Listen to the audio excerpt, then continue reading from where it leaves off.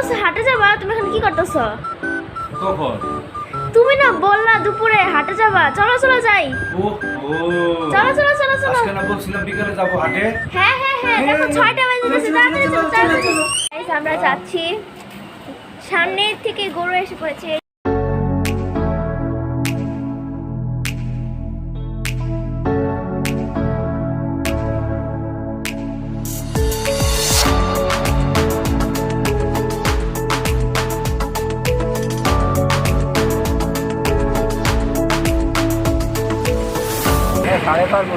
সাড়ে 4 মন।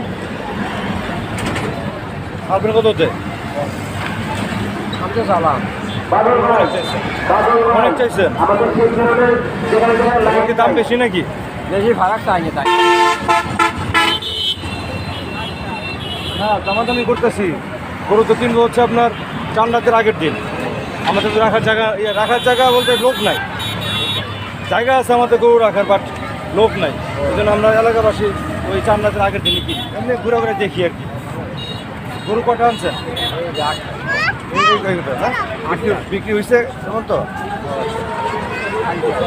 ঠিক আছে, আচ্ছা, আসসালামু আলাইকুম।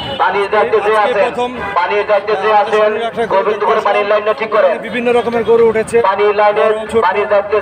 প্রচণ্ড আওয়াজ, মাইকের আওয়াজে কথা বলা যাচ্ছে না বা আপনার শুনতেও পারবেন না। তবে আজকে প্রথম দিন আসলাম শনির আখড়ায়, প্রচুর গরু উঠেছে এবং গরু আসছে, আরও গরু বাড়বে। আপনারা আসবেন, হাটে আসবেন, গরু দেখে গরু কিনবেন। আরও ঈদের 5 দিন 6 দিন বাকি আছে। আমি বাচ্চাদেরকে নিয়ে গরুর হাটে এসেছি, অনেক গরু, বিভিন্ন রকমের গরু।